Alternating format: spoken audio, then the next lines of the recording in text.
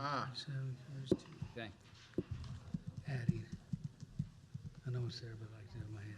I'm a little slower than I used to be. Welcome, ladies and gentlemen. We're glad you all are here today. Let's call the meeting to order. Mr. Ritchie, would you lead us in prayer and in pledge of allegiance? Certainly. Let's pray. Father, we thank you for today. We thank you for another day of life. Lord, we thank you that we live in your favor and your grace through that finished work of Christ. I pray, Father, for wisdom, discernment as we do the city's business. I pray that our hearts and our minds would be tuned to you, that we follow you as you lead us. It's in Christ and I pray. Amen. Amen. Attention, salute, pledge.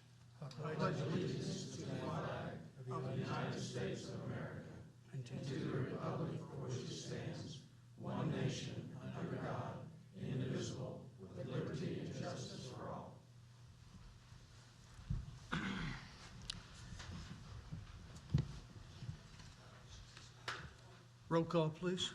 John Kitcher. Here. Troy Schrock. Here. Dennis Nance. Here. Steve Smith. Here. Randy Chitwood. Here. Brianna Brickfield. Jimmy Trammell. Here. Lori Seaver. Here. Very good. Item number 2, petitions from the audience. I know that we have a petition. We have one petition from the audience that I know of. Mr. Chris? Yep. You ready?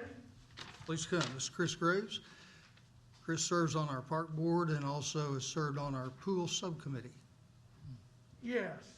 Well, thanks for the introduction. Would you please speak closely to the microphone? Thank you. How's that? I wear the mask. I have an 88-year-old mother who I visit on a regular basis, and so they're currently in a situation where they're trying to minimize, obviously, COVID-related illnesses.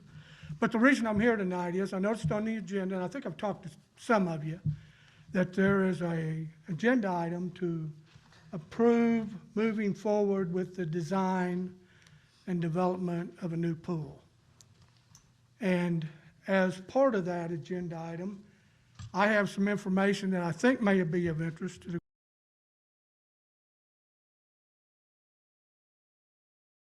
put together a presentation based upon some research that we had done and people we had talked with.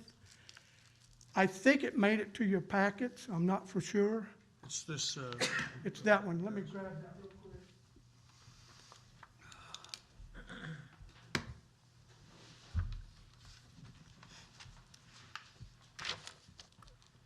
And when I looked to see if that information had been included in your packets previously, I think this is probably the first time that a lot of you have seen it.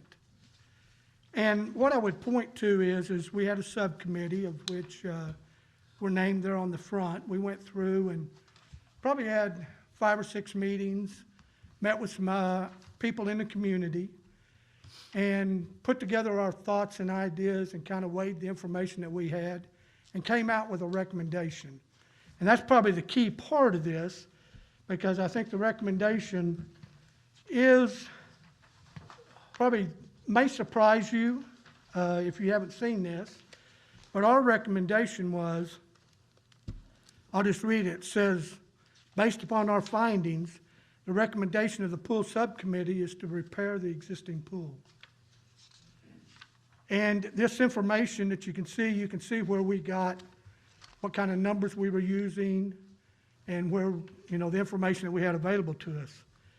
Since this has come out, I know that you guys have been given information that says it's going to take somewhere in the neighborhood of $4 to $6 million to make improvements, I think, somewhere around $4 million to make improvements to the existing pool. That's news to us. From the pool standpoint, we just recently got that information, but it's after we made this report. And I think that is based upon the belief that in order to reopen this pool, we're going to have to go in and basically meet all the standards that are currently and regulations that are currently in place. I personally don't believe that's the situation, but I think that it's something that definitely needs to be investigated as we're looking at two options. We kind of went into this thinking we could probably fix this existing pool if we're in the neighborhood of $200,000, $300,000. It was a few $100,000. Our thinking was based upon when this pool went down, when we quit using it, it's because we had the freeze. But we'd been using it up until that point, say, forgetting about the COVID year. And it had not required these types of modifications. And we didn't take it down to, say we were going to make all these improvements. We just took it down because it wasn't ready to be used. It needed some maintenance done on it. We still think that's the case, but we recognize that's open for debate. So which is where I'm really going with this is what I'm asking you all to do with this information, given that there's such a delta between 4 to 5 million and a few $100,000, is that you take this agenda item tonight, and I'll be very specific, is table it and give us a month or two, few weeks here to go back and get our numbers together so we can make a more informed decision and recommendation. And I think also what we'd like to do is take this information and get it to more people in the public that can weigh in and say, hey, what are your thoughts about this? Rather than it just being us saying, let's go do this. So given the size of the spend, to me, it would be prudent to step back a second and say, let's get more information and let's really know what we're dealing with here. I'm concerned that if we go forward with this tonight, that we're basically committing ourselves to a new pool of which we haven't had a lot of input from a community standpoint. But I recognize, given the information that you all have had up until this point, it might look like that's an easy decision because it's going to be build a new one. They're going to cost, well, actually, renovating the old one, they say, is going to cost more. We don't think that's the case. So that's what I'm asking tonight is, let's step back, give us a few weeks, couple of months to really get our information together, and then come back and say, here's the recommendation on proceeding forward. And it's my understanding this is just, this was my opportunity to get in front of the bus. We'll find out if it's, if I end up prone or if this is something that's, that you all feel like that you could use additional information to make more. These things, it's a large investment, obviously. And my concern is not only meeting the needs of the community and what the community would like to have, but also that we spend our money prudently. I mean, it's, it's easy to make a decision. It's difficult to make an informed decision, and you have to have information. I just don't think we've got that. Thank you, Mayor and Council. Thank you, Chris.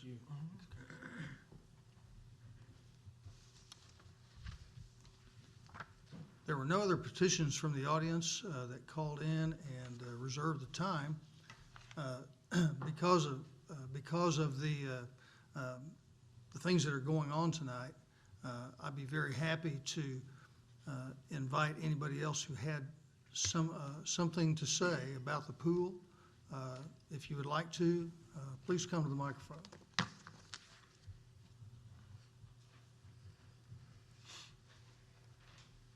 Recognize Chris Kernett.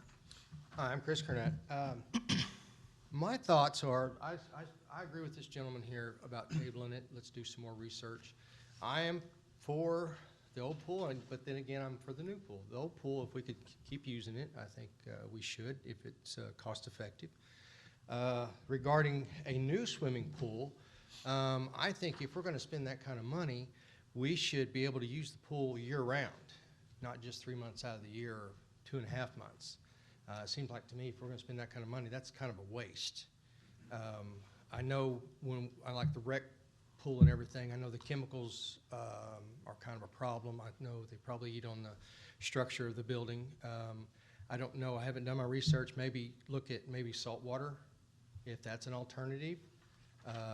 But like I said, if we're going to spend $4 to $5 million, let's make it to where everybody can use it year-round. And the picture that was in the paper that was proposed, I don't know if that's a definite thing. It shows 2 pools. Maybe we should knock that down to 1 pool and make that 1 pool to where everybody can use it, even for swim meets or whatever we need to do for just recreation. So, but that's my thoughts on that. Thank you, Chris. Anybody else like to speak? Hearing none, we'll move on. Item 3, department head reports. Building inspector. Okay, no report. Emergency management, there's no report tonight. Fire department, BK. I don't have anything unless y'all have any questions for me. I know, it's looking good over there, though. Yeah, it's coming together for sure, sure. I like to see that. The guys went along through it today, and it's exciting. So, went to county today, so they finalized their stuff for that new fire truck, so we'll be pushing forward with that. So, fire department's got lots of things going. It's all cool and exciting, so we're pumped. Hey, well, I've got a question, and I know it's basically where it is, it's been brought to my attention by several people. The curb out front, okay? Okay, when you pull out going north, okay? The curb out front, and it's been that way before, okay? When you pull out with those trucks, you're gonna have to swing out, you're gonna have to, it's out about 6 inches, it's the same curb. Should we not go back and revisit, look at moving that back a little bit, or was that ever discussed? Because that's gonna create a hazard right there at that light on both sides, you all being able to pull out with the length of your trucks coming out of there. Depending on what we do, we've got a thing now that's what we call the Opticom system. So when we go to a light, there's a little flashing light in our trucks that actually turn those lights. We're looking at doing something to coordinate those with those lights to where we actually clear out east and westbound directions. So when the guys get in the trucks, they can flip their switch on or hit a button, and it'll start to cycle those lights to where it actually clears right there in front where we're leaving from both sides, if everything works out. If not, we're bigger than anything else on the road, so. No, we're working on that, and that'll just be something, we're not there. Where we're at now at 9th and Elliott's the best location for a fire department. Whoever put that together back in the day did a heck of a job, because we got plenty of room in and out. There'll be some issues there, but we'll fight through whatever's thrown at us, and we'll figure it out. I don't think we'll have big issues there, just because they made that approach so big, so the guys should be able to make an easy grab at whichever. You're saying Timmy J did a better job than you? Chief Thompson's done some awesome things, Chief Harrison also, but, yeah. Okay. Yeah, they did good on that station. I like that location. We want to keep it, and matter of fact, we'll renovate that. If you get us that money, we'll fix that station up too. Council Tramble did talk about the curb, Yeah. and we've taken some calls about the curb. So that meets DOT guidelines, and we installed the curb based on what DOT said. There's a visual thing there, because before we had overlay coming up right to the curb, and the curb did not actually come up as far as it does now. But now we've got a gutter there as well, and so it just appears to be more narrow than it was, but it is not. No, and- So the power poles that are there, they're in the same place. And Gary measured it all. I know it's the same. My thing was it a safety issue? Should we move it back maybe an inch or two? But you've answered my question. Yeah, no, they cut that out, and like I said, we'll be good. If All not, right. we'll figure it out and we'll fight through it. Okay. Anything else? Thanks, Chief. Yes, sir. Golf course? No report today. Library? Recognize Carrie Rarrett. Hi. Hi. We got a lot going on at the library. I'll do some quick statistics for you real quick. We had about an average of 107 people in the building in December. December is usually our slowest month. I'm pretty pleased with that number. It's still about half of what we were doing in 2019, but it's not bad for where we are now. We did top over 2,000 questions in December, which is great, because for the last October, November, we did not get over 2,000, so that's good stuff. And for our Overdrive users, they are phasing out that app, and Libby is going to be the new app. If you guys need help learning how to use Libby, come and talk to us and we will walk you through it. It's pretty easy. You'll still have access to the Overdrive app for a while, but it will no longer be in the stores to download, so they're gonna phase that out. And now, do you have any questions about our fancy, exciting relocation? Or do we wanna wait until like we get there? We can wait till we get there, or Okay. you can speak to it if you'd like. Let's wait. All right, thanks. Thank you, Carrie. Parks and Cemetery, no report tonight. Police Department, Chief Nichols. I don't have anything, Mayor, unless you all have any questions. We put our stats in the packet. Also had the animal shelter stats in there for December and last year. We'll try to make sure we get those included every month from now on. Yeah. Appreciate it. All right, thank you. Thank you. Thank you, Chief. Recreation Center, no report tonight. Street Department, Buddy called me, not been feeling good for the last couple of weeks, so he gave me a short list. Still working on trimming trees and cleaning up leaves on the street. And there's a brand new sidewalk just north and east of Pete's Drive-In. So our kids got something to work on going to school. Looks good. we've been doing some good sidewalk work. Yeah, looks good. Very good. Thank you, Steve. Item 4, Mayor's Report. Item A, let's swear in Laura Seaver, Ward 4 Council seat, term expiring 2023, replacing Yolanda Thompson. Mr. Ritchie. Eva, are we doing both oaths? Because one of them's already signed. Yes. We're still doing both of them? Okay.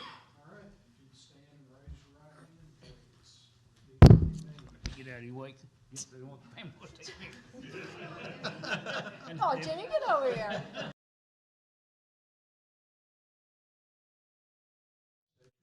I, Laura Seaver, Do solemnly swear or affirm do solemnly swear or affirm that I will support, obey, and defend that I will support, obey, and defend the Constitution of the United States the Constitution of the United States and the Constitution of the State of Oklahoma and the Constitution of the State of Oklahoma and the Charter of the City of Pryor Creek, Oklahoma, and the Charter of the City of Pryor Creek, Oklahoma, that I will not knowingly receive directly or indirectly that I will not knowingly receive directly or indirectly any money or other valuable thing any money or valuable thing for the performance or non-performance for the performance or non-performance of any act or duty pertaining to my office, of any act or duty pertaining to my office, other than the compensation allowed by law.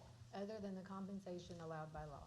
I further swear or affirm I further swear or affirm that I will faithfully discharge my duties that I will faithfully discharge my duties as council member Ward 4 to the best of my ability. as council member Ward 4 to the best of my ability.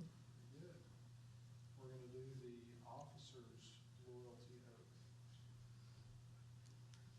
Repeat after me. I do solemnly swear or affirm I do solemnly swear or affirm that I will support the That- Constitution that I will support the Constitution and the laws of the United States of America and the laws of the United States of America and the laws of the state of Oklahoma, and the laws of the state of Oklahoma, and that I will faithfully and that I will faithfully discharge according to the best of my ability discharge according to the best of my ability the duties of my office the duties of my office or employment or employment during such time as I am council member. during such time as I am council member.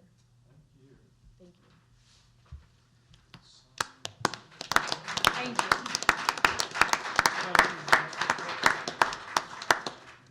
Hey, Eva, that's wrong, so you're gonna make sure we change that. We have one made with an A, not an I. She told the Darla she could spell it either way. Oh, she did, okay then. Yeah. Okay, thank you. Here we go. I fixed it on these. All right, Okay. thanks. Thanks. Thank you, Mr. Ritchie. Congratulations. Welcome aboard, Lori. Thank you.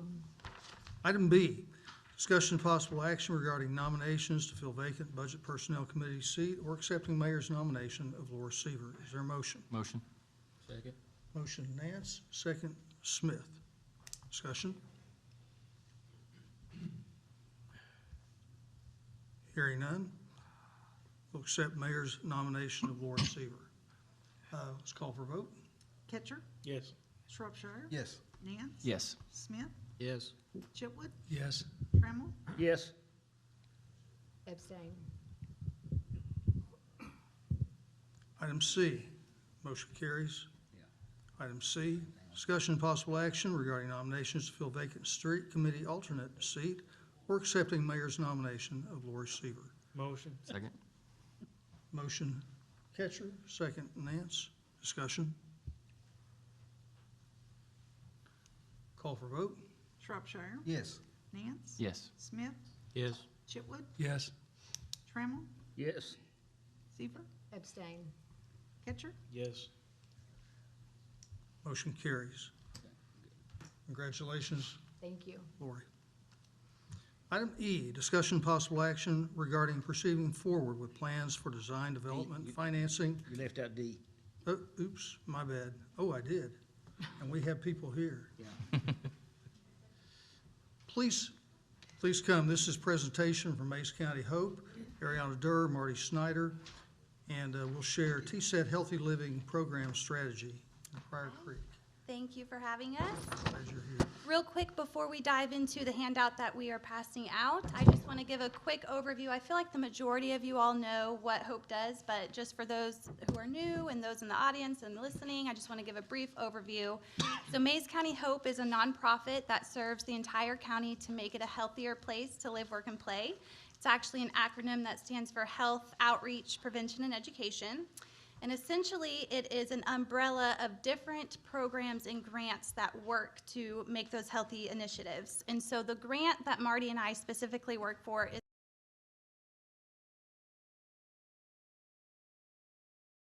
how we got all these strategies.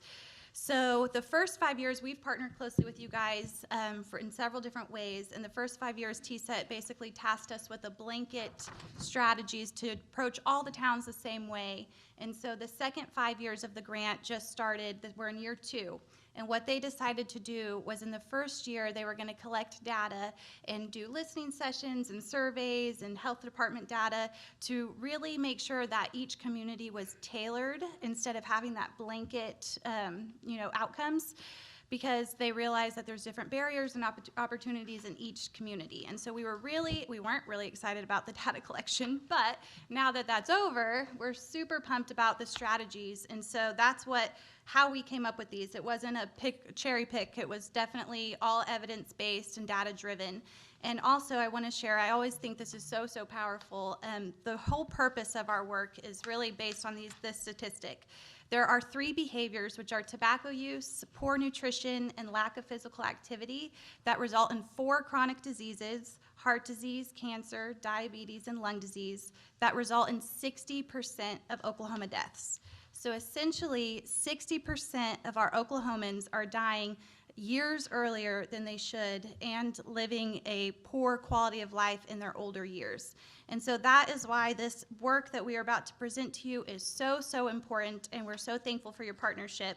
And so we just want to briefly go over, we know you guys have a lot on your agenda, so we won't take too much of your time, but we want to briefly touch each strategy. I'm going to cover tobacco, and then I'm going to hand it off to my coworker Marty to pitch to you guys the nutrition and physical activity, and then of course we'll have questions if needed. So real quick, you'll notice on the tobacco, there are just 2 strategies, and the first one is to reduce youth access to tobacco. And so a lot of us are aware that the ABLE Commission comes out and they'll do tests to make sure that anybody who sells tobacco are IDing the youth. And so, if they fail that test, they get ticketed and fined. And so they realize that's not it's not always super effective to do it that way. And, people aren't fans of that. So they are partnering with TSET, and we have been tasked to do education visits. So we hope to partner possibly with the law enforcement to do those same type of tests, but instead of fining and ticketing them, we'll do an education piece to them and really help them understand the importance of why we're trying to prevent our youth from using tobacco. And the second one you see under tobacco is called point of sale health messaging / counter marketing. We haven't got too much direction from TSET yet about how this is going to look, but we were sitting in on a meeting this morning actually, and they mentioned it will look something similar to like maybe a floor mat or one of those penny holders where, you know, it's like take a penny and it holds pins, that just has a message that really shares with the youth of why they shouldn't be using tobacco. So it's all strictly tailored toward the youth in that way. So I will hand it off to Marty to discuss nutrition and physical activity. Thank you.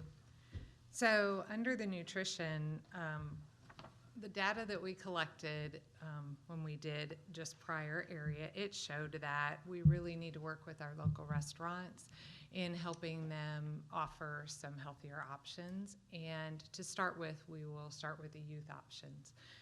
That's what we've chosen to do in N8. And then also, we have opportunities here in Pryor to use shared use kitchens.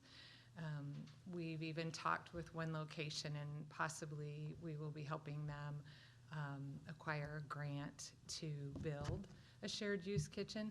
And what a shared use kitchen is it gives people an opportunity to come and learn possibly how to cook better if I'm a diabetic, or how to use my commodities in a healthier way, or how to use garden fruits and vegetables, things like that.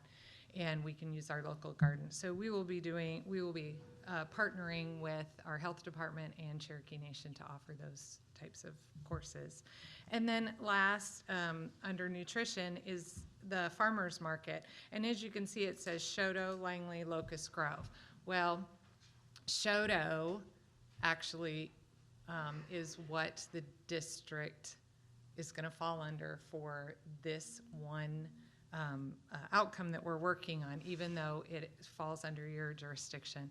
And the district already has a team of 4 people put together, and they do want to start a farmer's market down in that location and offer better options for the people that live in that area. Next, we have physical activity, and as you guys were just talking about earlier, the pool.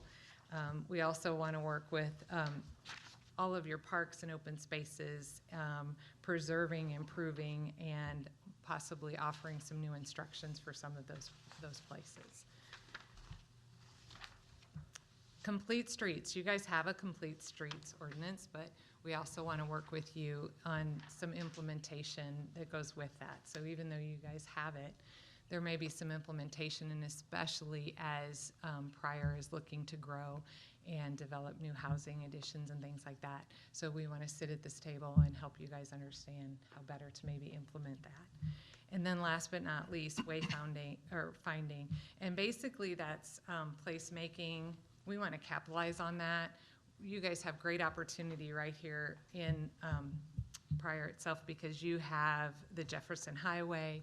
You have things that are going to be hopefully happening here in the downtown Pryor area, and also down at the district. And so we've put that into play, and we can work with you on those wayfinding signs. So thank you very much. We really enjoyed doing this. Yes, and I just want to add a couple more things. So you might be asking yourself, what is your guys' role? And so in the future, there are going to be some things down the line that we approach you with. For example, the farmers market, we really need a land use policy in place. And the purpose of that being is so that one day when you guys are long gone and Marty and I are long gone, the people that come after us can make sure that that work sustains and that there's still a place that a farmers market can happen. In addition, with the complete streets happening, we are partnering with Main Street and the city, of course, to help actually implement your guys' streetscape plan. We're super pumped about that. There's a grant that's out, and we are working and partnering together to apply for phase 1 to be completed. And so that's also going to include support letters from you and kind of rallying the troops to make sure that all of that grant process is going smoothly. And then I always love to mention the trails, because I know Pryor has done their piece. That you guys will see the Share the Road piece of that, or yeah, Share the Road signs and stuff. That's a piece of the trails plan, but there are some missing missing pieces. For example, there's already an engineered piece that goes from Elliott to True Road, and so that's kind of like a low-hanging fruit that maybe with ARPA plans or, considering budgets or anything down the line, that's something that we would like to approach you guys to work with to make sure that happens. If grants come down the pike, we'll be sending it your way and hopefully help to see that come to fruition. And then for those in the audience, we are having a Trails Alliance meeting. We're trying to revive that. So if anybody is interested in trying to see that this countywide trails plan is going to happen, we would love to have you at the table, no matter who you are and what value you think you can bring value. So please let me know. I have my card. I'll take your card. Yes, I had to have that shameless plug, but I'm so grateful for you all. Any questions? Yeah, I've got a question. Yeah. After you're done. Go ahead, John. Farmer's market, if it's in our jurisdiction, why is Shoto being over it? That came up, Pryor didn't, when all the data collection was gathered, it came back to us that Shoto needed that option, not necessarily Pryor. We convinced. It's on our side.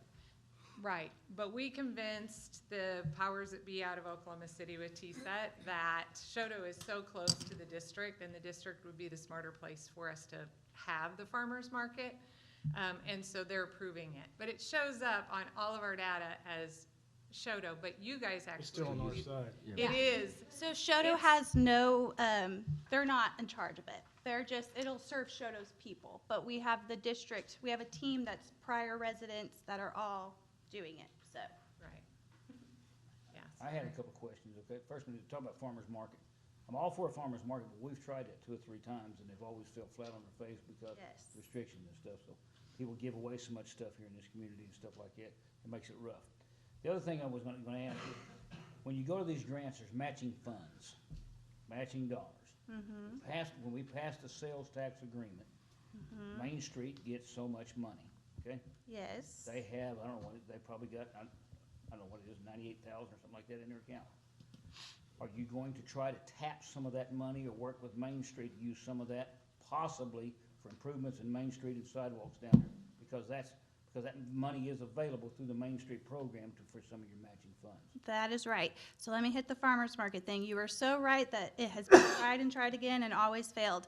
What we're super excited about now is the reason why it has been that way is because there's a process that has, and maybe it has happened, but basically we are developing an advisory board that has already been developed, and now the next step is for them to develop guidelines. And so what you're saying is people, do all kinds of different random things, and then it becomes, not even really a farmer's market. That's the purpose of these guidelines, and we've been guided by experts and partnering with experts, with people who have successful farmers markets. We're going to be contacting Muskogee has a super great one, North Tulsa has a great one, and we're actually bringing those experts to the table to help our advisory boards to make sure that they're doing all of the nuts and bolts that needs to take place in order for it to be sustainable. So the guidelines are going to be created. So do you want to add, and then I'll answer your question about matching funds. It may also help you to know that it's not Hope that decided on these.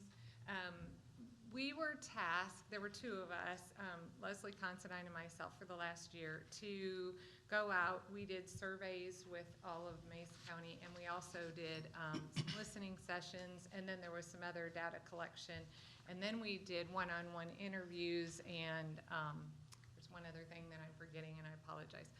That data then went into smart sheet form, and then that was processed by a group of people from both OU and OSU, and then it was given back to us. And so hopefully that helps you guys understand that it's not us coming to the table and saying, meaning Hope itself, this is what we feel. This is what the data says we should be doing in these areas. And so when I said Shoto, it says that Shoto needs a farmer's market. They need more availability for groceries and especially fruits and vegetables. But we were able to convince them that it would be a better place if we had it at the district and better available. And so that hopefully will help. Does that? What I do want to say is right now, if you look at the financial statement, which I keep there's $215,684.05 in the Main Street bond account currently today. We take in, last month they took in $10,360.04. and it's based on our sales tax. If you notice our sales tax revenues, they're going through the roof, which is absolutely wonderful. There's money there to help matching funds, and so I Yes. encourage you to work with Main Street program to get that done for matching. We're working very closely with Main Street, and we're super pumped about this grant that's coming out that we're working on right now. Actually allows in-kind labor to be part of that match. So that's exciting, because if we don't have to use that money, then let's save that money for the next phase. But if we do have to tap in that money, of course, it will come with your guys' approval. We definitely will be looking into that for sure. You are aware too that the sidewalks for the complete streets going on Highway 20 out to, that's already, there's a plan in place, you know, and we had a cost estimate, and it was nuts, I'll just be honest with you. It was a Okay. lot of money. I'm gonna say it was over $150,000, $200,000 back then because of the right-of-way access. Plan was in Right. place, I Yep. believe that was, Yep, yep. McClelland is one. that- Yeah, that's right, yeah. Yeah. But it's there to help you out. If you're not aware of it, it's out there, so Okay. you don't have to pay for some Great. engineering and stuff like that. Yeah, that's Which is great. wonderful to know, because Yes. our TA out of Oklahoma City even sent us another, we were talking about the trails today, and she's sending us more grants, and a lot of those, that's what we need, so that. And the environmental assessment had already been done out there on that project. Awesome. And so that one goes a long way too, because we all know what that can entail. Exactly. Yeah, that's why we think it's a low-hanging fruit, because all that groundwork's already done. So we're hoping as soon as the money can come, we can actually implement that trail. So, any other questions? What was my other question? Thank you. Yeah, thank you. Trammell, do you have another question? I'm trying to think, I had another one, but you know, when you get 68 years old, you forget I something. feel like we're being quizzed out here, but that's okay. No, I'm just trying to make sure you're aware of what avenues that you have. Definitely. We're grateful for that, Jimmy. Thank you. Very much, thank you. What? Thank you, ladies. One Oh. last, she gave her plug for the trails. We also want to make a plug for, we have a collaborative group that meets quarterly, and we will be meeting this Thursday, the 20th at 11? So if any of this interests anybody, and you want to be a part of that collaborative group, please come. The more information, more input, the better our program will be. 11 in the afternoon, that's when my nap time. Oh, yeah. We will feed you. We'll keep you in the loop. Where's that meeting at? This one is actually going to be, where are we having that one, Marty? Where's our collaborative meeting this week? Oh, the fairgrounds. The location had to change, that's why it slipped my mind, but the fairgrounds, yes. On the 20th. Thank you. Thank you so much. Somebody else. Okay, moving on. Item E, discussion possible action regarding proceeding forward with plans for design, development, financing new outdoor public swimming pool to be located at Whitaker Park. These plans will include demolition of the old park pool. Make a motion to table until we have Second. more information. Motion to table, Mr. Ketcher. Second. And second, Shropshire. Discussion? Is there discussion? Are we gonna send it back to the park board and come back within a 90-day period of time, or look at different options? Is that what the plan Yeah, is? the plan is send it back to them, so they can get the information, and then when they're ready, That's what the offer is being today. Okay, good. All and right. then they'll let us know when they're ready for us to put it back on. I did notice when I looked this up, when I looked at, and I know this is hard to believe, I went online and looked up the minutes. There's no minutes recorded on the December the 9th special meeting. You know, there's no minutes that refer to this thing, so if you don't, might look and see where the minutes are and see whether they're not online, you know, and that's when you look at the minutes and see, so. Thank you, Mr. Trevor. There are minutes. Yeah, there are minutes, but they're just not, they just haven't. They just have not been They're just not out there for the public to view when I looked at it, so, yeah. Okay, yeah. Motion and second to table. We've had discussions or other discussion. Call for vote. Nance? Yes. Smith? Yes. Chipwood? Yes. Trammell? Yes. Seaver? Yes. Ketcher? Yes. Shropshire? Yes. Motion carries. Mr. Paddock, thank you for coming this evening. Greatly appreciate it. We tabled that, and so we'll defer your presentation for another time. Not a problem. Thank you, sir. Item F, discussion possible action regarding moving library operations to Graham Community Building Banquet Hall from March 1st, 2022 through August 15, 2022 as a temporary accommodation for the renovation project. Motion. Second. Motion Ketcher, second. No. Sorry, motion Shropshire, second Chitwood. You guys are quick. We're That's fast. good. Can't catch him on the adjournment, but. Discussion,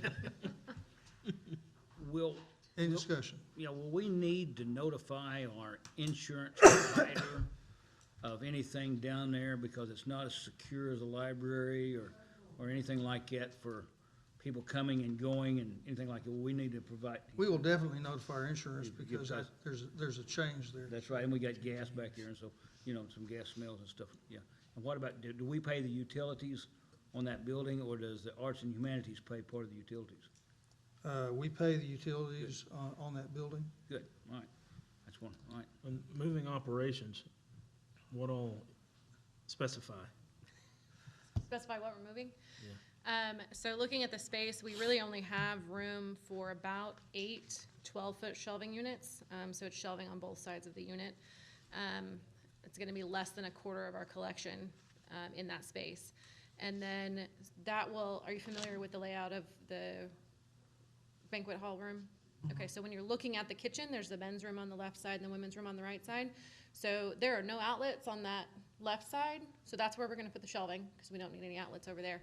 That is our plan is the only permanent piece for when we're there, because there are groups and organizations who have already booked that space for their own events and that kind of thing. So we are trying to make the rest of our operation as mobile as possible, which means I need to order laptops for staff and patron use because there are only 5 outlets in that whole room.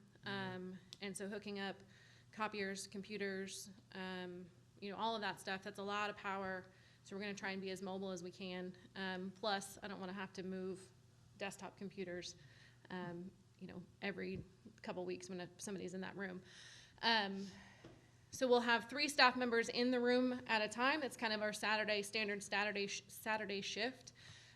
So we'll have 3 service desks. We'll have our microfilm reader with the microfilm collection. It's a delicate collection. I don't want to leave it in a building full of dust. I'm trying to think. We're going to take a copier because that's one of our most used services. We'll have public access computers. That satisfies our state aid requirement. Chris Calvert and his company are bringing internet into that building, so we'll have internet access. We'll also have our phones. And we are planning, with the board's approval, I haven't talked to the board about this, so don't hold me to it, but we would like to transition to our new hours that we will have after our construction is complete, which means now we're open 43 hours a week. We would like to transition to be open 50 to 53 hours a week. The way it's looking right now, we would open at 9 a.m. every day and then vary our closing times according to state standards. And How much is this move gonna cost? I'm not sure yet. The bulk of the cost, I think, is gonna be in supplies to protect what we leave behind. We're gonna have to completely vacate the office area, which we knew was gonna happen anyway because they're gonna completely remodel that. But what they're doing is they're taking out the lowered ceiling and the ceiling above it, which is just a heck ton of dirt and dust and gross stuff. So there's not any way that the staff could be in there while they're doing that, and there's certainly not any way we could keep the public safe while that's happening. So what we're gonna do is, as best we can, wrap the shelving as it sits and secure anything else that's loose. Luckily, the meeting room that we have right now is pretty isolated, so we're gonna store as much as we can in that room. They'll do the rest of the library. We'll move everything out of the meeting room, and then they'll do the meeting room. We're also gonna store some things that we need for summer reading. I talked to the Arts and Humanities Council this week in old City Hall council chambers. They're letting us have access to that. So we're gonna still try and do summer reading and all of the things that we normally do, just on a much smaller scale. How long is this gonna be? We're giving CMS Willowbrook the building on March 1st. So we are gonna close, President's Day is the 22nd of February. We'll close that week for sure to get everything moved and set up, and hopefully the plan is to open in the community building on March 1st. And then fingers crossed that we can get out of there and open back up in the new building in September. How are you gonna move everything? Is it very carefully. good deal? Do you have plenty of help? Yeah. I am working on contacting, and gonna work with Larry on contacting other city departments. I don't know what Thunderbird's criteria is for COVID right now, but they are always a good help, and we have had a great relationship with them in the past. So I might call them as well. And then we're gonna need, actual vehicles in addition to physical bodies to move things. So Trailers, yeah. yeah, vans maybe. I'm not sure what that's gonna look like.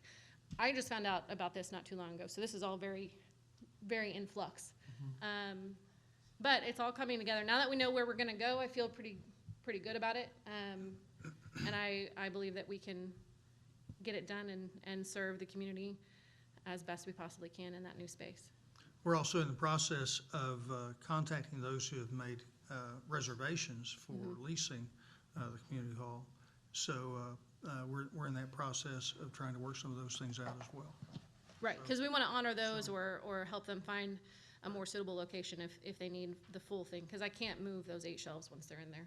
Something I thought about also is that we may want to do some signage on the side of the community building there. Right, yeah, my staff is working on actually stealing some signage from the Friends Group.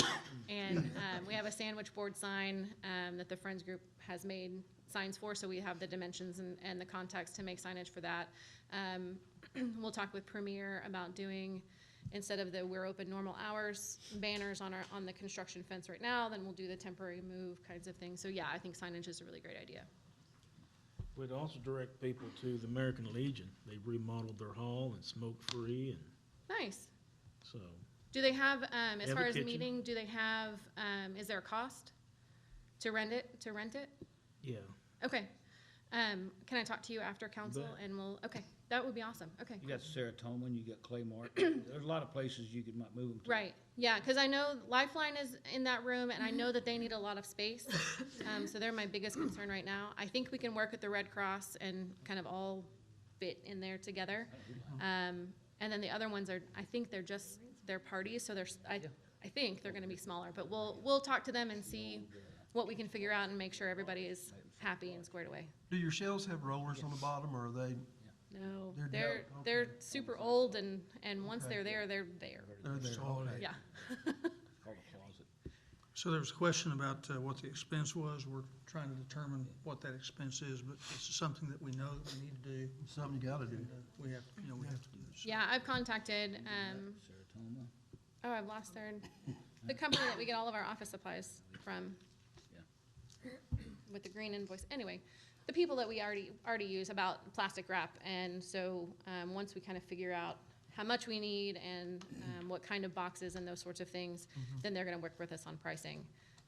And we also have an account with Uline, which is a really big shipping company. We've worked with Berry Plastics in the past. Okay, They've donated stuff when we've moved it in the past, whether they do or not, that bubble wrap and stuff. When Okay. we've moved stuff in the past, we went out there and worked with them in the past, and they've been awful good partners for the city in Okay. the past, Berry Plastics. well, if they have plastic that I can wrap my shelves You in, might get a hold of them and talk to them, somebody else. okay, But yeah. Berry Plastics is. Awesome, thank you. Yes, they've been very helpful in the past. Okay, Any other, I was gonna say, if they're gonna be, are they gonna be ripping out ceilings? yes, sir. Is there a chance that stuff will get damaged from Yes. things falling? Do we need to put this stuff in like a Connex box? We have 37,000 items in our building. So boxing everything is gonna be time consuming and cost prohibitive, I I'm think. talking about a Connex box, I a don't know what shipping that means. container. A shipping, I don't know. I don't know how that works. It's basically like a storage container. Like a pod? Like pod, like Yeah, a yeah. big semi, yes. Yeah, it's just a Except good it pod. sits on the ground. Where would we store it? Where would we put it? on the parking lot? I'm game if you're game. It'd save a lot of time in wrapping plastic. And if we can do it in such a way that I would have access to those materials, that means that the community has more access to our collection. And we're working with our library software provider to make sure that the collection online, when you look at our catalog online, reflects what we actually have access to and not what's wrapped in plastic or in a pod box. So I don't have contacts for, We can find Okay. contacts for Connex Box. okay, And we need to know square footage and that sort of thing. right. Yeah. We will also, if we can't have access to the entire collection, we will probably have to temporarily change some of our checkout policies. Right now, you can have 20 items on your cart at one time, but if we only have 5,000 items available, we're gonna have to limit that to probably 5 at a time. I think our picture books are gonna be in a great enough supply in the temporary location that we may still be able to do 20 of picture books. I know there are a lot of homeschooling families who use that collection pretty heavily. So we're trying to make sure that those families get served in the new location as well. But for probably everybody from, elementary school to adults, probably it's just gonna be 5. But we'll have our Libby, so we can do a lot of digital stuff as well. Thank you for all your work in planning and looking ahead and talking about all those details. You're welcome. I'm sure you're gonna have a lively board meeting this month. Yes, and when it's done, we're gonna get T-shirts. That's right, I survived. Do you guys have any other questions Any for other me? questions? All right, thank you. We have a motion and a second. Call for vote? Smith, Yes. Yes. Trammell, Yes. Seaver, Yes. Hitcher, Yes. Shropshire. Yes. Nance. Yes. Motion carries. Item 5, City Attorney's Report. Mr. Ritchie. Item 5A, discussion and possible action regarding the resolution of the City Council, City of Pryor Creek, Oklahoma, approving the incurrence of indebtedness by the Pryor Public Works Authority, issuing its sales tax revenue note series 2022, providing that the organizational document creating the authority is subject to the provisions of the note indenture, authorizing the issuance of said note, waiving competitive bidding with respect to the sale of said note, and approving the proceedings of the authority pertaining to the sale of said note, ratifying and confirming a sales tax agreement by and between the city and the authority pertaining to the year-to-year pledge of certain sales tax revenues, establishing the city's reasonable expectation with respect to the issuance of tax-exempt obligations by or on behalf of said city in calendar year 2022, and designating the note as qualified tax-exempt obligation and containing other provisions relating thereto. Is there a motion? Motion. Motion Smith. Is there a second? I'll second it. Second Shropshire. We have our bond counsel with us tonight, Mr. Chris Gander, Mr. Alan Brooks, and I would invite them to come to the microphone and give some explanation. They have done considerable work over the last week, and you have in your packet page 14 through 27. Those page numbers are on the bottom. And then you also have these two sheets of paper that were put out today that I believe that they're going to refer to. So Chris Gander with BOK Securities, we're the financial advisor. And you have Alan Brooks over here with Public Finance Law Group. We were here in 2019 when you did the first financing as it relates to the sales tax. We're here through the process of having the sales tax election. And at that time, when you issued the $10 million, kind of took a more conservative approach. There's a couple reasons we did $10 million. One, to keep it, same things we're kind of talking about tonight, make it bank qualified. So we designate that bank qualified. If you go over 10 million any given year, you can't designate that, and that saves you a little bit of interest. So that's one reason we limited it at 10 million. And also, that's about what that sales tax could cover easily. But we thought, well, your sales tax may continue to grow each year. You have historically, and we might come back in a few years if you need to. And you all could borrow some more money at the time if you wanted to. So several years have gone by. Obviously, it's not just here. Everywhere in the country has witnessed a lot of inflation, particularly construction inflation. So as it relates to that, it looks like you all need to borrow some more money to complete these projects. So with that, we ran numbers as it relates to your sales tax and look how much could you all afford to borrow and give you still some, not getting too close to that line. So the longer, I'm not sure you can tell in your packet, but this sheet here is just your history of your sales tax.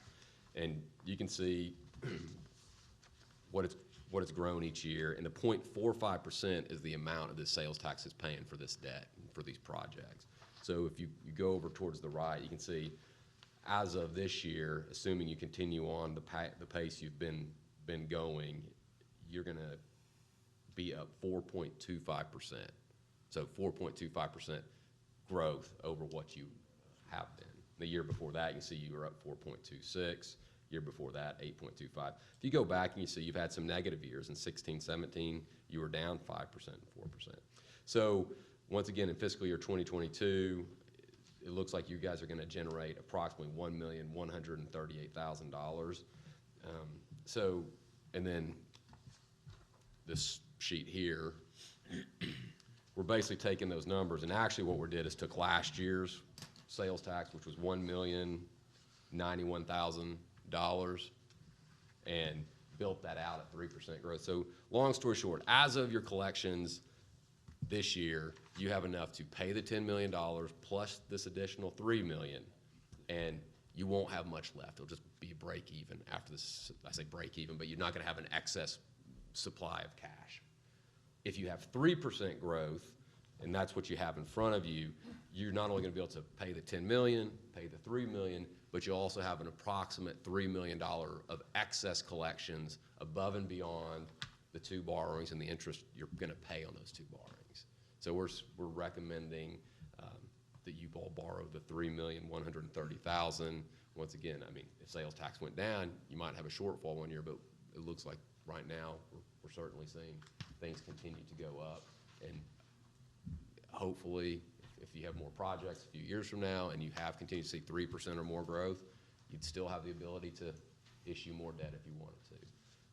We're still in a low rate environment, but rates are certainly going up, and not only they're going up fairly fast.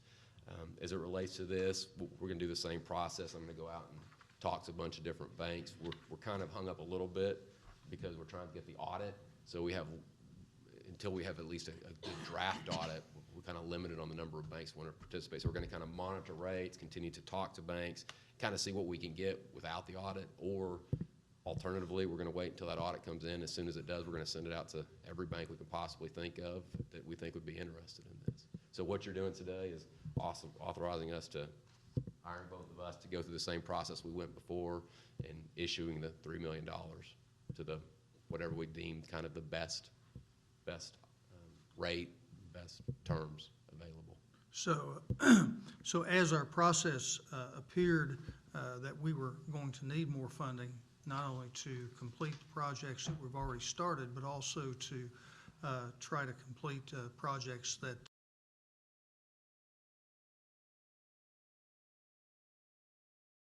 give bond counsel a call and to try to work something out. So I've talked to several of our council members about this, so this doesn't catch us by surprise. But we're to the point where interest rates are going to be escalating, and if we can avoid that escalation as much as possible and go ahead and secure what we know that we're going to need, then this is a prudent time to do that. Okay, I have a question. No, so this is a continuation or addition to the current bond we have? Yes. And so all the terms and what is my understanding, what we've tied it to on our list when the voters approved it, we're still defined in that scope, correct? Yes. That's where I want to clarify. I'll ask a quick couple questions here in just a minute, but I'll let Mr. Brooks. Same security. Yeah. Yeah, same. Okay. Same. I mean, the caveat we put in the documents tonight is that we would issue no more than. Alan? Yep, in front of the microphone. Thanks, sir. Yes, sir. A couple of parameters in the resolutions. You have one city resolution, one Public Works Authority resolution. The principal amount of the note would be the $3,130,000, but the actual interest rate, we don't know at this point. That would be what Chris would be receiving bids from as he talks to financial institutions. So we've included in the resolution that the interest rate being approved is in a rate not to exceed 2.90%. If we get any interest rate below that, then it's at the discretion of the chairman of the authority and the mayor, and same person, different capacities to sign off on that. Obviously, you want the lowest possible interest rate. We got some indications of interest rate. Again, this was last week. Rates are moving on us a little bit, but we got interest rate indications in the 2.35%. Because we don't know when we'll have the audit and where rates will be when we're talking to banks. That's why we wanted to leave that cushion in the interest rates, and so we don't need to come back. You can get in that situation where you get a rate, you come back, we have a meeting, by the time we get back, the rate's gone up again. So that it's pretty normal that we would have what we call a parameter approval, a principal amount and a not to exceed interest rate, and then delegate that to the chairman to sign off on, as long as it's below that parameter. Where's that 2.9 in this packet? If you look at the authority resolution, it's in section 2, Jimmy. Towards the bottom of the page, it said the note shall bear interest rate of not to exceed 2.90% per annum and will mature on or before January 1st, 2035. Yeah, I read it. Again, that's in the PWA resolution. We only have. That's in your packet. I have a copy of what, the resolution that I have here, I don't see, I'm trying to look for the PWA resolution. I don't see it. Is it in there? State, no. Yeah. But yeah, I've got this one, but I don't see it. It doesn't, and this one right here, I've got this, but I don't see with this reference 2.9. That's the city council That's- resolution, this is the public works Okay. authority resolution. And I don't, That's on the back side here, but it doesn't. I don't see this, I don't see the PWA resolution in the packet. Maybe I'm wrong. Well, I can fix that very quickly. Flip the agenda over, I'll look. Okay. But Sure. Yeah. Thank you. Thank you, sir. And it may be there, but I haven't found it. now, could it be the authorization? This one, this is the one Thank you, sir. I got mine. I got mine, yeah. Thank you. maybe it's this one back here. So we have two different resolutions here. Two different resolutions, the authority resolution and the city resolution. And the authority resolution is where we indicated not to exceed interest rate. And okay, in the PWA, that's where you're ratifying the sales tax as of June 1st, 2019. Yes, sir, That's what it's you did. actually in both resolutions. Okay. We ratify the sales tax in both. Okay, I'm trying to find that one. Both the city and the authority are party to that. Let me find, okay. Now, we also passed a resolution identifying those projects, specific projects, okay? Right. Now, I know that was subject to change, okay, that was a police and fire and libraries first. We passed identifying those projects. Right. And so right now, we don't have anything in right here, you're saying that, but there's nothing in this packet right here that identifying those projects. Should we not have a resolution identifying those projects as what we did the last time? Well, speak to that. Sure. We identified police and fire As and library. primary, yes. Yeah. The resolution that you're talking about did not commit the city to doing all of those projects that were on that list. It established a priority of projects that could be done. That's right. But that's one, It did not designate that we were going to do all of those projects that were on that list. We were extremely careful with that. We were extremely open with the public, telling them that.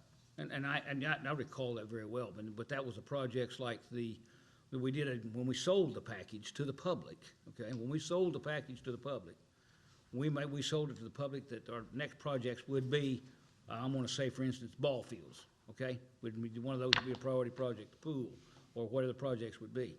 You know, I think that we also need to have a resolution identifying those same projects, part of this package, just like we did there. Not to put just identifying these projects as a resolution, as part of this resolution. I think we need a resolution as those primary projects, police and fire as primary, then the other projects, because Sure, we can change it, and we've changed it in the past, because we've done some things already, but my point is, we need to identify this money was, where we think this money needs to go for the citizens, because when we sold the project, it needs to be done that way, in my opinion. Mr. Mayor, how does this conversation right now relate to them getting us the best interest rate? It does, because we're spending money and everything else, it's best interest rate. It has all the things to do with that, so, you know, we gotta borrow money to build stuff, you know? Just from a legal standpoint, we passed that resolution. That resolution has not been rescinded. Yeah.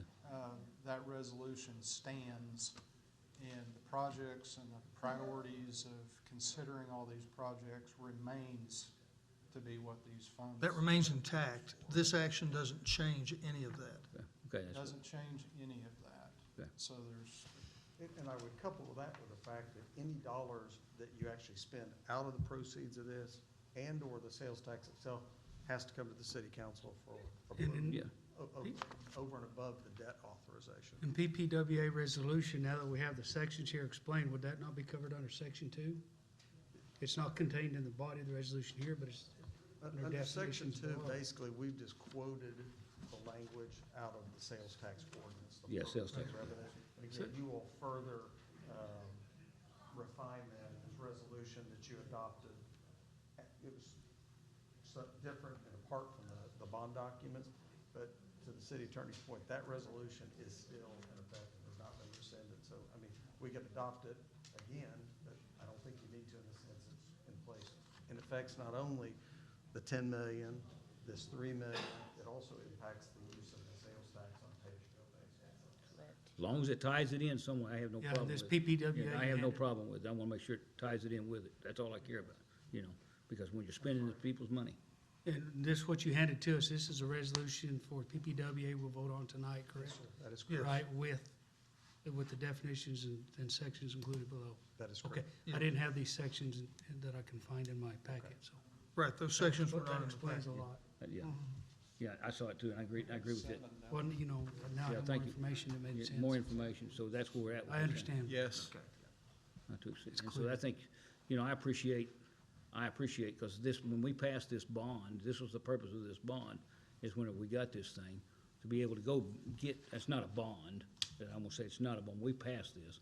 The purpose of this thing was to go out and be able to go get more money, if more money came available, if we needed more money. It's nobody's fault that we went over budget because of these police and fire. It did take us a while to establish our guidelines, it did just to get this thing done. But now that. There's been a lot of water under the bridge. A lot of water under the bridge. 2018. Like, and there's been a lot, and my point saying that is, we've had a crisis in the country, and you look at the cost of materials and stuff, the last thing we wanna do is to build a building that's not functionable for our emergency situation. We wanna be able to fund it, you know. My next question though is that, when you look at this thing, okay, now, I don't, I'm not this way, but when you look at this thing, you know, we've got about, I'm gonna say on the top of my little head, we've probably got about $700,000 to $900,000 in lease, in lease payments for the city. Obligated funds for lease payment. Does that have any effect on our bonding, or borrowing our money? I mean, we're looking at this as what the 0.45% sales tax is anticipated to be able to cover in debt service over and above the 10 million that you already have. Okay, so that won't have any If effect? not, we really haven't looked at your other debt, because again, this 0.45 has been relegated for debt service on this obligation, so we've looked at what current collections would pay back Okay. out of that 0.45, and again, with no growth, it should pay the combined debt service back. If you average 3% growth, you should pay the debt service back and have about $3 million spare. And there's also, a million variations on that, but I think that's a fairly conservative approach. But does it, yeah, and I agree with that, but my thing was tax exemption. You know, if you do something, I don't remember how that works, on the way, is it tax exempt, non-tax exempt? What we're looking at, and I'm gonna make one proposed change before you vote on the city resolution tonight, in section 5 of the resolution that's in your packet, the city indicates that it does not anticipate issuing more than $10 million in tax exempt debt in calendar year 2022, okay? That gives you plenty of room. In other words, you've got a few lease obligations that you contemplate. It just matters when they get issued, okay? As long as they're issued in calendar year 22, you have the difference between the 10 million and the 3,130,000. If you were gonna do other lease obligations, we would still be able to consider this bank qualified debt. We would get a slightly lower interest rate. So we're gonna have to monitor and make sure the various leases or other tax exempt obligations issued by the city and its trust in aggregate in calendar year 22 don't exceed $10 million. Right. You all hadn't come close to 10 I million. understand that, but you never, Yes. but if something comes up, that was my whole point on this thing. Have you looked at that and made sure we have it, okay? We have, and the Because- one thing I would note is there's some dark highlighting in section 5, it talks about irrevocably allocating 3,130,000 of the $5 million exemption. We're gonna strike that dark highlighting, okay? There is a possibility you could go over 5 million in this calendar year potentially. So we're gonna strike that out. It has no impact on the interest rate. It just means you'll have to do a tax calculation every 5 years. But we have looked at that and we've talked to city clerk, finance director, we've kind of gone through that. So our suggestion is we limit the debt that we would anticipate issuing to $10 million in this calendar year. Strike the language about 5 million and we feel like we should have plenty of room. So, do we That's need, a good question. Other questions? and do we need to, go ahead and modify this, make these changes in the resolution right quick? I would recommend that whoever makes the motion to approve the resolution as written, with the exception, we will strike the dark highlighting, okay, the two lines. So Eva, who made the motion? Second? We can do that, okay, Kim, since the language has changed? Motion, Shropshire made the second. If we amend that motion. Yeah. Can we read the dark highlighted? Yes, the part I'm gonna strike reads, and irrevocably allocates to the authority not to exceed 3,130,000 of the city's $5 million exemption from the rebate requirements pursuant to section 148F 4D of the code. That's the language I will strike out of the resolution. Okay, out of both resolutions, or just? It only appears. It's only in the, That's why I was gonna make sure, The that's why I wanna make. The language as it currently exists in the authority. I wanna make sure that, is fine. so, okay, will we need to pass motion for two separate resolutions, or can we do it on one? We can do We'll have this. another one in the authority, that'll be in your next The meeting. next meeting, okay, all right. okay, then, to amend the motion, that's Smith and, Me. Yeah. Shropshire second? Yeah. Okay. And I'll amend it, my second. Yeah, I'm good with the new wording. And what's the resolution number, Eva? 2022-1. Oh, I'm sorry, I'm looking. We better vote on it first. Well, you just need to, yes. And am I correct stating that you must have, this is a super majority? If he doesn't pass by super majority, huh? That is- All seven, All seven have to pass this thing. that's correct. And if you don't pass it, then, then if we say no, then it'll be hard to come back and get this done because we're saying no for any more bonds. So it's important that we look at this thing as a body if we want a police and fire station. That's correct. And we need this so that we can do a good job completing it. Finish it up, yeah. Yep, so, Any other discussion? Call for vote. Chitwood, Yes. Trammell, yes, Seaver, Yes. Ketcher, Yes. Shropshire, Yes. Vance, Yes. Smith, Yes. Motion carries. And what was that resolution number? 2022-1. Okay, thank you. Okay, we'll go, we will move along with our consent agenda, and then we will have the second part of this when we come to the public works part. Item 6, discussion possible action on consent agenda. A, approve minutes, January 4, 2022 council meeting. B, approve payroll purchase orders through January 21, 2022. C, approve claims for purchase orders through January 18, 2022. D, acknowledge receipt of deficient purchase orders. E, Discussion and possible action regarding mayor's nomination of Adam Anderson as Economic Development Trust Authority, seat number 6, four-year term, starting January 2022 and ending January 2026. F, discussion and possible action regarding a scrivener's error from the January 4, 2022 agenda, item 6E, correcting the term limit from 2-year term to 4-year term for the appointment of Scott Miller to Economic Development Trust Authority, seat number 5. Item G, discussion and possible action regarding accepting bid in the amount of $2,998 from Wade's Wrecker Service, excuse me, for the demolition of 308 and 308.5 Southeast 2nd Street from Real Property Acquisition Reserve, nuisance abatement account 46465-5450. Other bid received, Tibbetts Trucking, in the amount of $5,500. Item H, discussion and possible action regarding renewal of engine inspection, maintenance, and repair agreement with United Engines for emergency standby equipment in the amount of $2,332 for generator at City Hall. Item I, discussion possible action regarding expenditure of the amount of $48,000 to Motorola Solutions for the purchase of 6 Elite Vista Wi-Fi integrated 4RE systems at the Pryor Creek Police Department and from Police Equipment Capital Outlay account 44445-5424. This is for the camera system and body cameras for the new police cars that are on order. This is National Association of State Procurement Officials, NASPO pricing, and is the current system that the police department uses.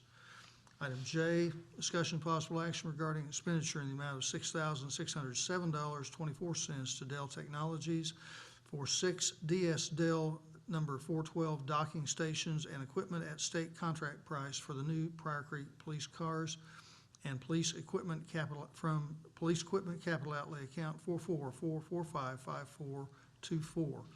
Item K, discussion possible action regarding an expenditure in the amount of $15,252 to Custom Signals Incorporated for the purchase of 6 Eagle dual K-band antenna radars for the new Pryor Creek police cars at NASPO pricing from Police Equipment Capital Outlay account 44445-5424. Item L, discussion possible action regarding an expenditure in the amount of $10,723.44 to Motorola Solutions for APX 6500 mobile radios at NASPO pricing for the Pryor Creek Police Department from Police Equipment Capital Outlay account 44445-5424. Item M, discussion possible action regarding hiring Casey King to volunteer firefighter position at the Pryor Creek Fire Department effective January 19, 2022. Item N, discussion possible action regarding hiring Chandler Olson to volunteer firefighter position for the Pryor Creek Fire Department effective January 19, 2022. This is the consent agenda. Which items would council like to remove? M and N. A, F. Item A, item F, I. item I. I anticipated that, Councilor Trammell. Are there others? E. Item E.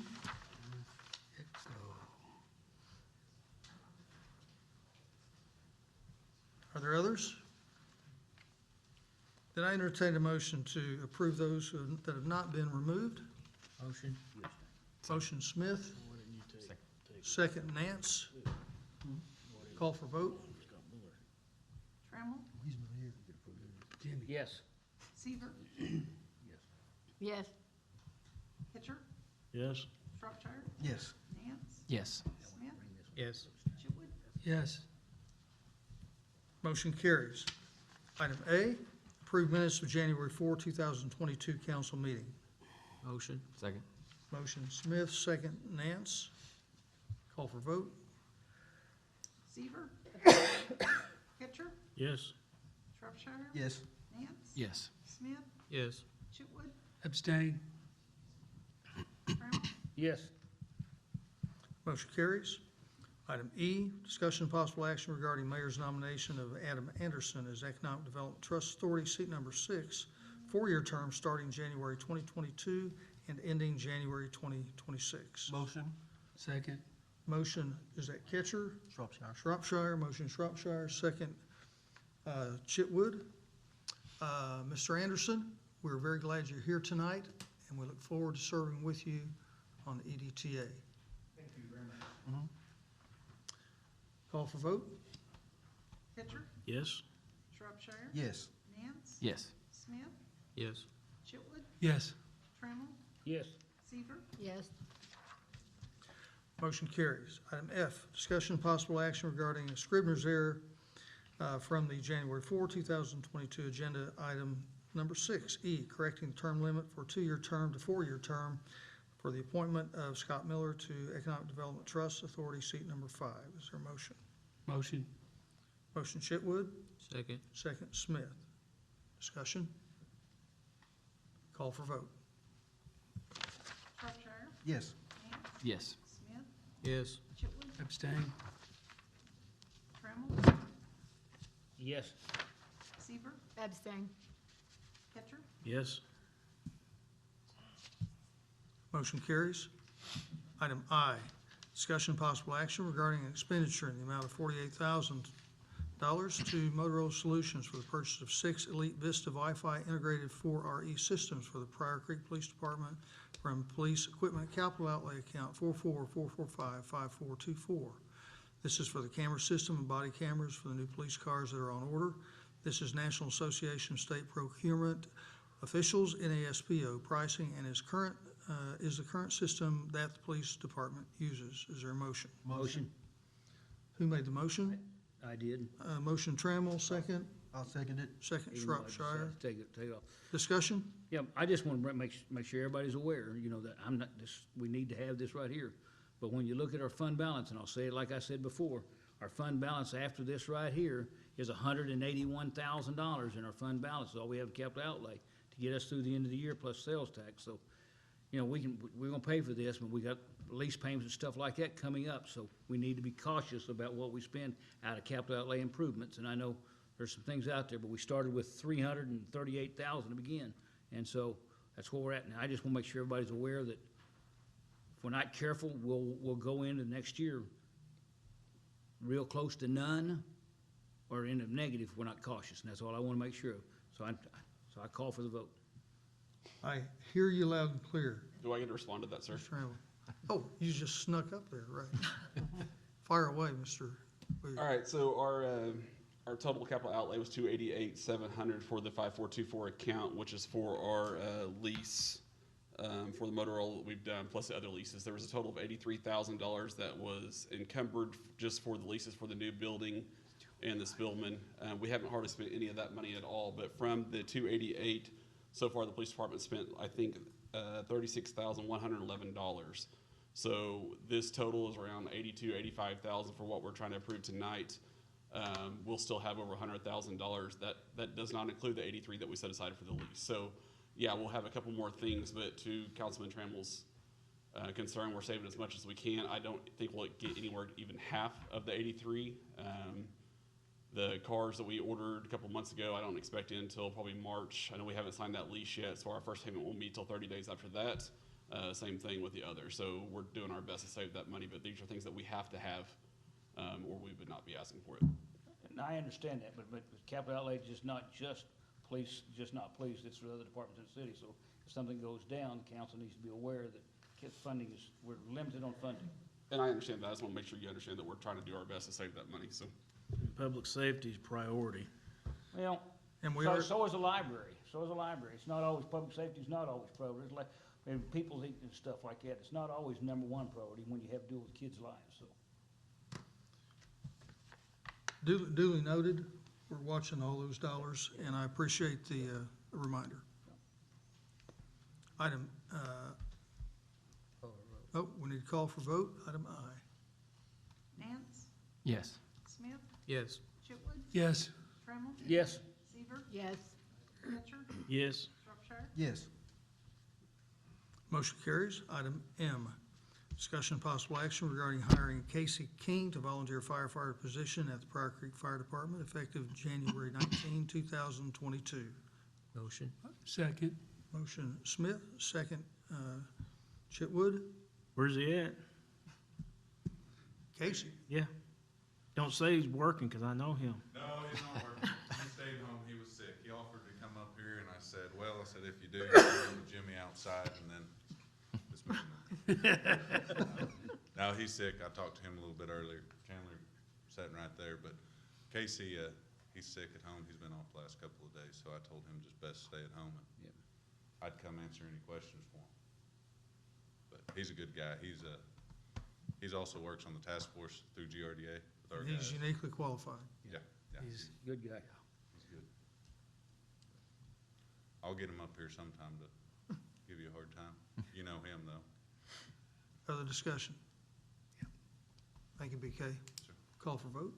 Smith, Yes. Chipwood, Yes. Trammell, Yes. Seaver, Yes. Ketcher, Yes. Shropshire, Yes. Nance. Yes.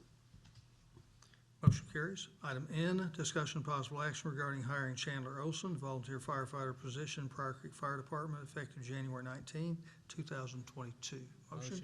Second. Motion Smith, second Chitwood. Discussion? Mr. Olson? Get up and say hi. That's Chandler.